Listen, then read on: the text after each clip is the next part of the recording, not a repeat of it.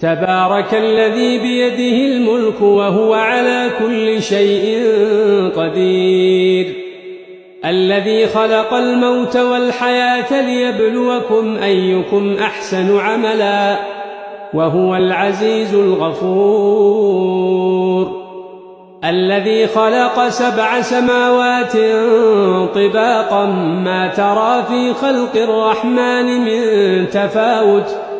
فارجع البصر هل ترى من فطور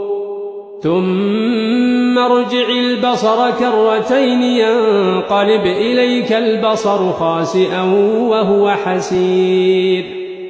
ولقد زينا السماء الدنيا بمصابيح وجعلناها رجوما للشياطين وأعتدنا لهم عذاب السعير